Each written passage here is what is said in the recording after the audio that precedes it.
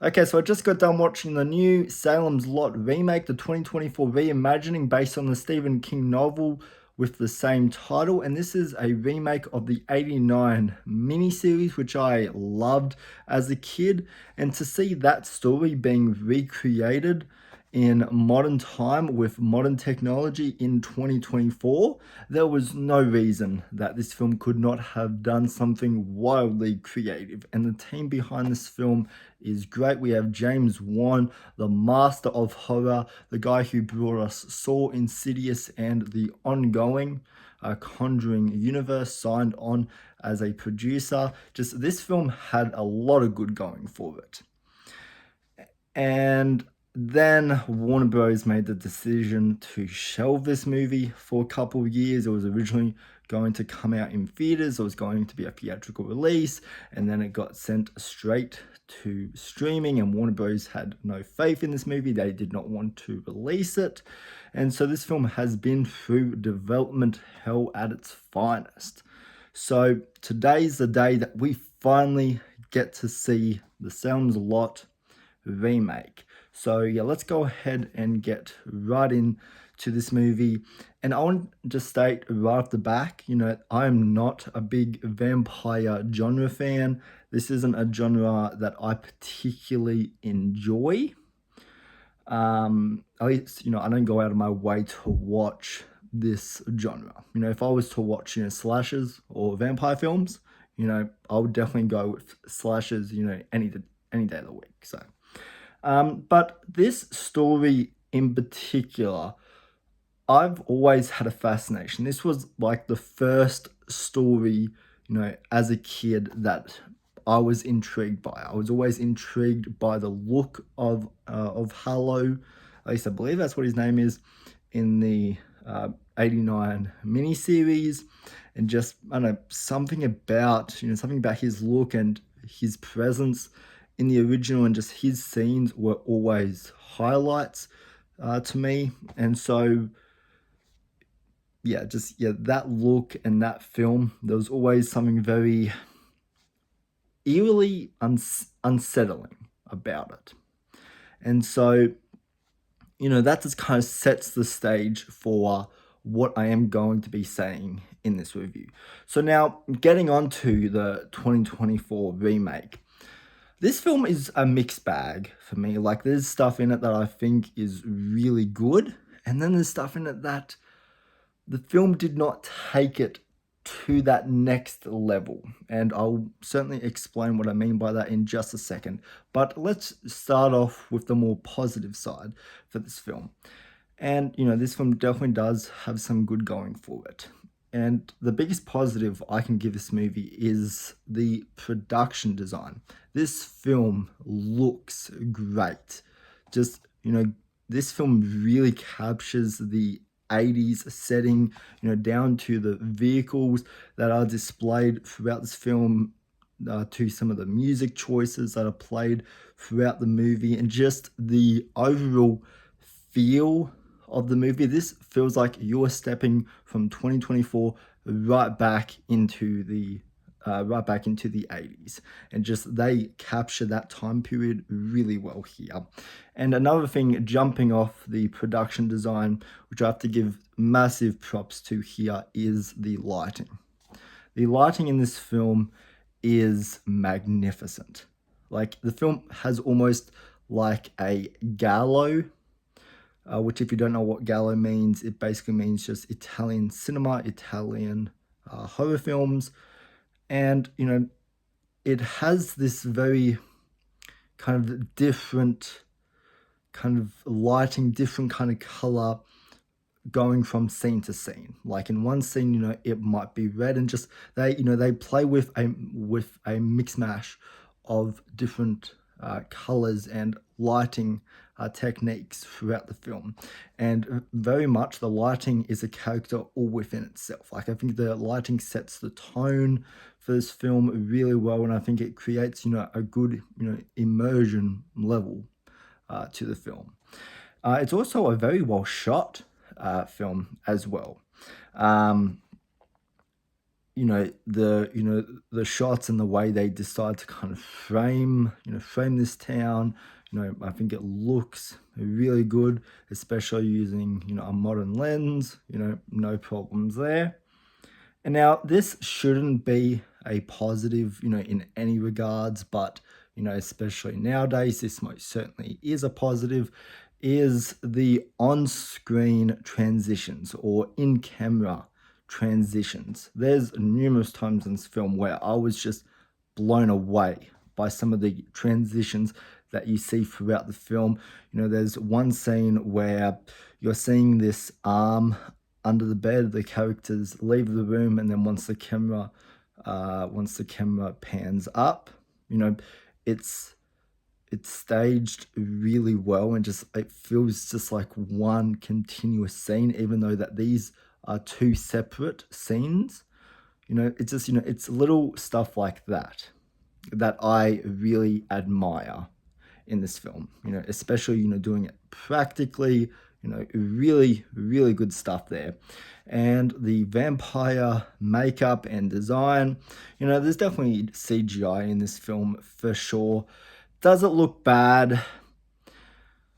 In some scenes it does, but for the most part, I would say, I was impressed with the vampire designs that we do get in here. Each design, for the most part, I would say is different, but it does get a bit repetitive as the film goes along, and as we do get into the second act and especially the third act. What else is there to say that's positive in this film? The acting's all right. Like, it's serviceable. It's nothing, I guess, I'm going to write home about. That's not why I'm going to remember this movie. And now I want to talk about the big topic that everybody's wondering, Harlow. I loved the way that they used Harlow in this film. They use him very subtly. He's not in the film a whole lot. He probably has like 5-10 minutes of screen time max out of this entire 2-hour film. And the way they decide to kind of build his character throughout the film as more of a presence rather than this larger than life sinister character, and the way they kind of build up the anticipation for his character's reveal, I thought was really good. I think the look of him, looks really frightening and really disturbing. He has like these veins popping out of his head, and just there's some really disturbing stuff with the look of Gallo. And just this might be my favorite version of Harlow. I think if I was to compare this to miniseries, which rightfully so, I would say this is probably the better introduction, the better reincarnation for this character. And there's definitely some suspenseful scenes. Like, there's a handful of scenes I can kind of say, like, I was curious to see where they're going to go. Fog does play a big part, and I thought those scenes were really good. And yeah, that's really all I can say positive for this film. And now jumping into the negatives here. The characters in this film, while they're built up well, their character arcs are built up, there's no resolution to them. Like, our main character is a famous author, and he's come back to Salem to get some inspiration. And then at the end of the film, he just kind of leaves. There's no really conclusion to his character arc in this film, to how he was introduced. If the way that I think this film should have ended is if we end the film on where it did leave off. That's all good in my mind.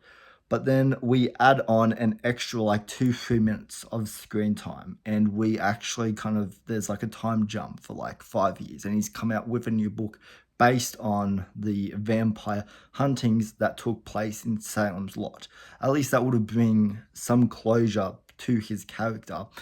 And since we don't have that closure here, it does not make him a good character. And just a lot of the characters in this, I'm be honest, I have a hard time remembering really anything about them, honestly.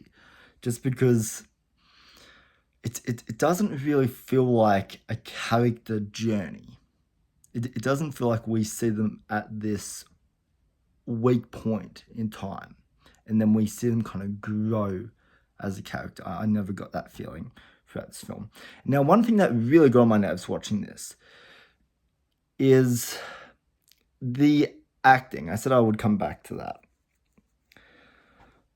The acting in this film is really strange because when the characters are supposed to be, peak human emotions, they're supposed to be terrified, they're supposed to be, scared, they're, supposed to be shaking in their boots.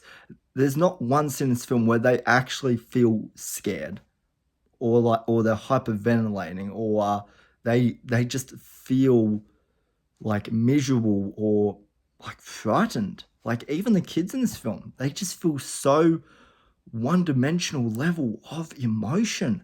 I don't know why that is. Like the characters just never felt scared, and so it was hard to feel scared for the characters when that's the performance that you're getting out of them. That was, I think, the problem I had in here. And so that it made it very hard to kind of lead, to feel kind of sympathy for these characters that didn't even feel all that worried in the situation that they're in, which the situation they're in is really terrifying. Like this is live or die, type stuff here. And you're just kind of like, yeah, well, yeah, I'll come back to that later on. Oh, yeah, no, I'll come back to that later on. Like that's what their characters feel like in this. So, I felt that was a weird direction. I'm not sure if that's on the director or if that's on the acting in here or if there's an explanation for that. But yeah, that I felt was something that was odd in here. And now this next point might just be me here, but where the fuck is the carnage candy, the blood and gore? Where is that in here? All of the carnage candy in this is off screen.